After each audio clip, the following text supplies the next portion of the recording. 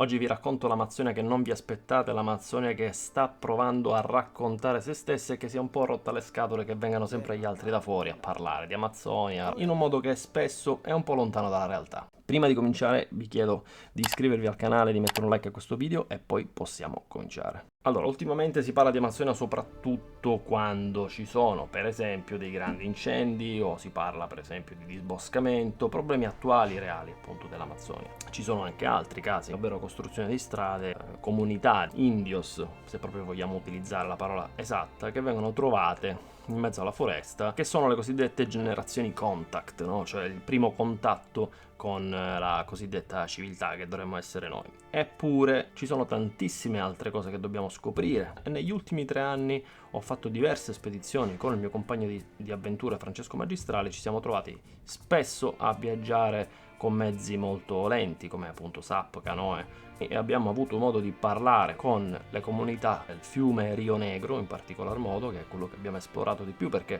facciamo una precisazione, l'Amazzonia è un continente. In questo caso parliamo di alcuni personaggi che abbiamo incontrato che veramente in una narrazione di come l'Amazzonia sta cambiando possono fare la differenza. Facciamo un passo indietro. Devo dire la verità, io all'inizio non avevo nessuna intenzione di andare in Amazzonia, soprattutto perché è un mondo che, esattamente come quello che avevo scoperto in Alaska, vi lascio qui il video di questa incredibile spedizione in canoa in solitaria sul fiume Yukon, prima di avventurarsi in un ambiente wilderness, un ambiente wild, è importantissimo studiare tutte le minacce sul nostro cammino.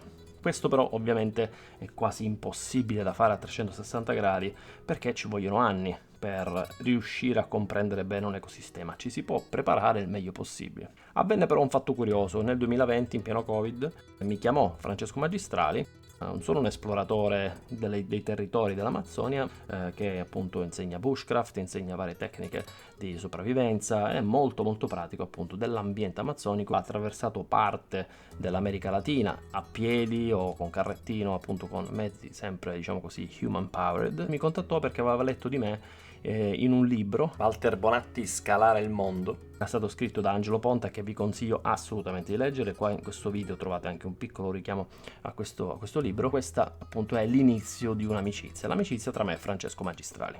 Poi in quel periodo era molto difficile vedersi, quindi comunque passò un po' di tempo, fino al 2021 in cui finalmente con Francesco riuscimmo ad avere del tempo per stare un po' insieme, fare dei training in montagna, riuscì a capire che era una persona molto preparata.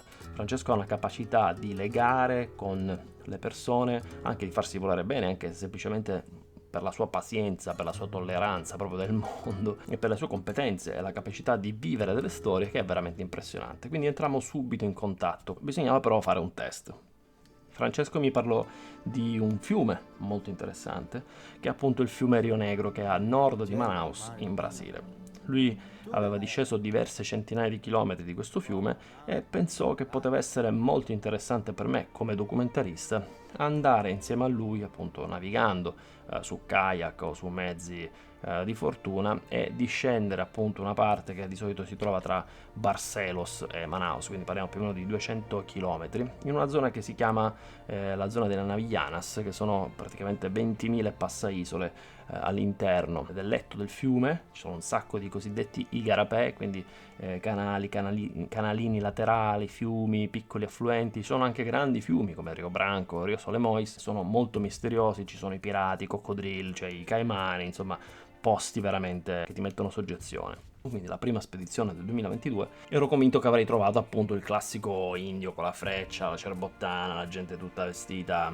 diciamo in modo tipico, ma in realtà in questo viaggio ci ha veramente sorpreso la quantità di persone che abbiamo incontrato e ci ha sorpreso anche la grandissima quantità di paesaggi che il Rio Negro in ogni stagione può regalare. Che tipo di spedizione abbiamo fatto e su quali mezzi? Abbiamo fatto 3 spedizioni, la prima nel 2022, la seconda nel 2024 e la terza proprio quest'anno nel 2025. Sono state spedizioni molto diverse. La prima era proprio esplorativa su SUP gonfiabili. Lo so, nel regno delle spine andare con un gonfiabile può sembrare una cattiva idea, ma questi che ci ha dato Cressi erano veramente molto molto buoni, super leggeri, si potevano nascondere facilmente nella giungla. Avevamo anche la prima spedizione, se non sbaglio, un kayak gonfiabile, molto più delicato, molto più fragile, ma comunque ha fatto il suo lavoro.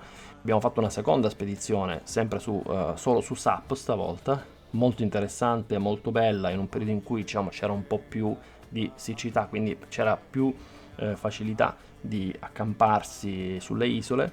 E poi abbiamo fatto l'ultimissima spedizione nel 2025, però più documentaristica, quindi più interviste, siamo stati diciamo più in delle comunità che in viaggio sul fiume, però abbiamo fatto delle esplorazioni per esempio in canoa di alcuni posti magici, degli igarapé o addirittura degli igapò, quindi posti anche chiusi in cui ci sono questi alberi che vengono fuori dall'acqua, quindi semisommerse, zone semisommerse, e abbiamo veramente vissuto delle esperienze incredibili. Viaggiare su questi fiumi ovviamente richiede tutta una serie di precauzioni, richiede molta prudenza per tutto quello che può appunto pungerti, morderti, venire fuori dall'acqua, da un alveare o appunto dalla terra. Infatti si dorme sempre in amaca, si sta sempre super attenti a toccare qualunque cosa dove si mettono le mani, da quando approdi con la canoa a quando appunto devi andare in bagno magari di notte, quindi esci dall'amaca e vai di notte. Ogni accampamento che si fa non bisogna mai rimanere a vista, perché comunque è un fiume che, per quanto non sia conosciuto per i pirati, ha comunque tutta una serie di persone che viaggiano anche di notte. Per evitare degli equivoci con chiunque possa creare dei problemi è sempre meglio nascondersi, non dare fastidio, accendere meno fuochi possibili, perché comunque siamo in una zona in cui un incendio può scoppiare da un momento all'altro e può essere un problema molto molto esteso. E poi ovviamente è importantissima la comunicazione. Noi avevamo sempre appresso il Garmin Enreach, che è appunto questo sistema che ti permette di contattare casa, di dire sempre dove sei, mandare anche dei messaggi se è il caso, proprio di testo. Quando ero sullo Yukon questo servizio per esempio non c'era, però l'avrei usato, tanto comunque diciamo non sporca l'esperienza mandare un messaggio di testo, dire ok ci siamo, tutto a posto a casa, anzi a volte ti tranquillizza parecchio.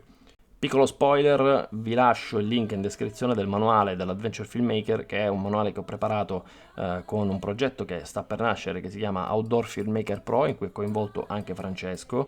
A tal proposito uscirà il corso Outdoor Filmmaker Pro Fondamentali, che è un corso che veramente non vi potete perdere, perché non ci sono corsi simili online. Vi dà tutta una serie già di idee per come fare questo mestiere del documentarista specializzato in spedizione outdoor, dall'ideazione alla distribuzione del vostro progetto. Non ve lo perdete perché è veramente importante. Ma andiamo adesso alla parte più culturale di queste spedizioni. Durante il nostro viaggio, il primo soprattutto viaggio in SUP, tra Barcelos e Manaus, gli incontri che abbiamo fatto sono un po' di vario tipo. Abbiamo incontrato soprattutto pescatori che erano sul fiume, gente che appunto vive in questi barconi, che sono poi praticamente delle case ambulanti, galleggianti, che hanno praticamente tutto al loro interno e che sono autonome anche per diversi giorni se caricate correttamente, forse un po' rumorose, ma comunque a volte ci viaggiano dentro per dire 10-15 persone. Da qualche anno è arrivato Starlink, quindi nelle comunità solitamente c'è un internet che va meglio di casa vostra. Ci sono alcune zone in cui la cosiddetta bolsa famiglia, quindi una specie di reddito di cittadinanza, è l'unica fonte di reddito, e questo ha portato anche a un impigrimento delle popolazioni locali, perché molti adesso, avendo questa bolsa famiglia, sono invogliati anche a fare delle attività che non sono quelle della diretta sussistenza di se stessi e della propria famiglia, per esempio pescare, cacciare, coltivare la cosiddetta hosha, che è appunto l'orto che hanno tutti tra il villaggio e la foresta fondamentalmente. E questo ha prodotto anche un impoverimento culturale, quindi molte di queste persone, tra l'altro in alcune, non tutte, in alcune comunità soffrono problemi legati all'alcolismo, all'alimentazione, che è già complessa in Amazzonia, perché praticamente non ci sono verdure, soprattutto frutta, farine, pesce, ci sono molti fritti.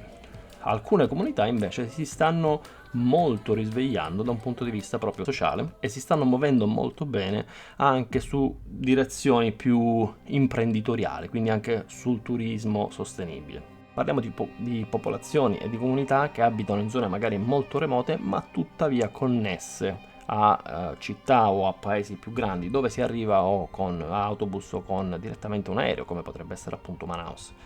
Ovviamente ci sono i soliti resort di lusso che danno così al turista un'experience così toccata e fuga dell'Amazzonia. Ci sono alcune comunità comunque molto remote, in alcuni igarapé a nord di Noveirao, tantissime famiglie che si stanno cominciando a organizzare anche per accogliere turisti in cambio ovviamente del sostentamento e delle risorse economiche importantissime per alimentare poi anche la propria comunità. Quindi un turismo totalmente sostenibile, fatto in totale armonia con la natura, che non ha un grande impatto sull'ambiente circostante, anche perché comunque parliamo di poche decine di persone, poche centinaia di persone all'anno che visitano questi luoghi. Queste sono esperienze che vengono offerte al turista e sono delle esperienze che però sono molto autentiche. Ho incontrato anche degli scienziati che ci hanno parlato delle condizioni ambientali del fiume Rio Negro, che non sono delle migliori perché periodicamente il fiume, soprattutto nella stagione secca, scende tantissimo di livello, quindi si scoprono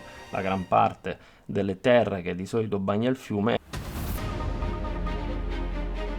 Quindi succedono dei drammi come quelli di cui avrete probabilmente sentito parlare, dei cosiddetti botos, i delfini rosa, muoiono a centinaia perché rimangono in delle pozze di acqua bollente e magari inquinata, e quindi non riescono più a uscire e muoiono. Nelle altre spedizioni che abbiamo fatto con Francesco abbiamo scoperto anche dei personaggi come Wanda Vitoto. Wanda Vitoto è un personaggio, una leader carismatica da morire della popolazione Vitoto, di cui sentiremo parlare assolutamente in futuro e di cui già in Brasile si parla da più o meno dai tempi del Covid.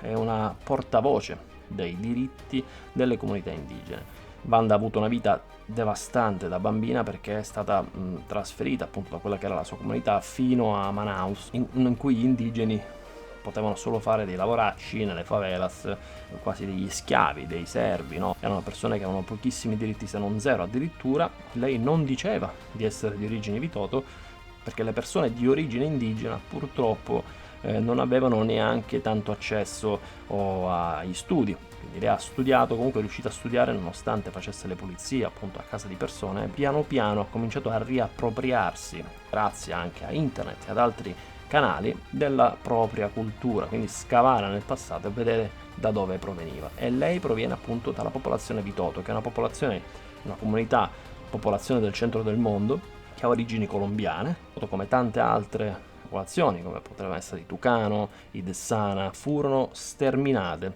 durante appunto le invasioni. Non parliamo dei conquistatori del 1600, parliamo anche fino 800, 900, fino a 30-40 anni fa, per via del caucciù. Con Wanda Vitoto abbiamo proprio cominciato a girare un documentario insieme che racconta la sua storia, lo scopriremo molto presto, perché successivamente al nostro primo viaggio lei ci ha richiamato per appunto raccontare le voci dell'Amazzonia e raccogliere quelle che sono le testimonianze, soprattutto dei mestieri che rischiano di sparire o che sono stati più rappresentativi, soprattutto nelle culture indigene, per esempio quella dei mastri d'ascia che costruiscono le imbarcazioni che vanno sui fiumi, quelli appunto dei falegnami locali che conoscono tutti i tipi di piante. Credetemi che in Amazzonia ci sono dei legni bellissimi, pesantissimi, galleggianti, impermeabili, super leggeri ma resistenti, ce n'è veramente di tutti i tipi. Ci ha fatto cercare degli artigiani. La stessa Wanda infatti ha un team di persone che lavorano per creare appunto dei vestiti e degli abiti molto molto belli su base di appunto di quelli indigeni, quindi prendendo spunto da quelli che erano gli abiti tradizionali. Questo perché è fondamentale per le nuove generazioni di popolazioni indigene riuscire a riappropriarsi, quindi scavare nel passato attraverso libri, internet, conoscenza locale della propria cultura, che è stata insabbiata per secoli e che è stata addirittura distrutta, un po' come tutte le culture indigene di cui parliamo sempre. Gli incontri più sorprendenti di queste 3 spedizioni che abbiamo fatto in Amazzonia sono stati incontri con donne. È terribile che negli anni passati si siano perse queste importantissime tradizioni, perché raccontano, per esempio i canti locali raccontano delle storie degli antenati di queste persone, che sono anche un po' i nostri antenati, storie di allontanamento dalla propria famiglia, storie di avventure, storie legate a come si vive la terra, al cambiamento delle stagioni. Per quanto ormai le popolazioni indigene siano totalmente cattoliche, quindi siano completamente state indottrinate dai primi missionari, comunque ci sono forti legami con la spiritualità, l'aldilà.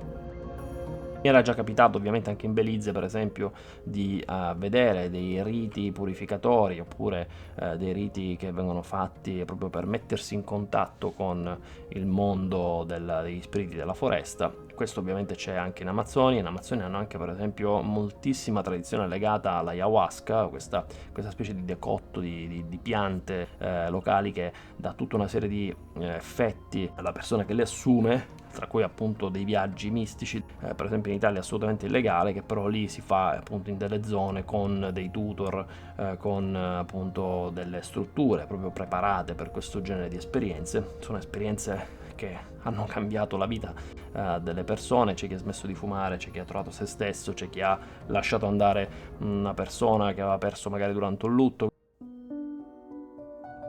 Con i tempi che corrono queste popolazioni faranno ancora più fatica per provare a riaffermarsi, ma siamo sicuri di essere davanti a delle persone di grandissimo carisma, di grandissimo talento e che ormai padroneggiano bene anche appunto i social.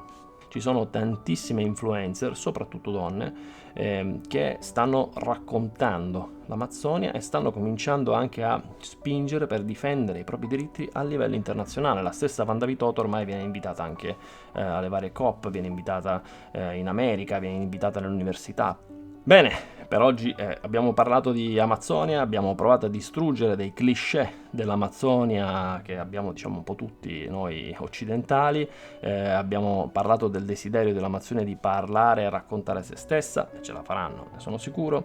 Abbiamo parlato di vita nel wilderness, di spedizioni in SUP, canoa, mezzi di fortuna su appunto i fiumi brasiliani. Ci sarebbe da parlare dei secoli di Amazzonia, perché appunto, come vi ho detto, è un continente. Ma arrivato il momento di salutarci, vi ricordo di mettere like al canale, di mettere like a questo video, di scaricare il manuale dell'Adventure Filmmaker e noi ci vediamo la prossima volta.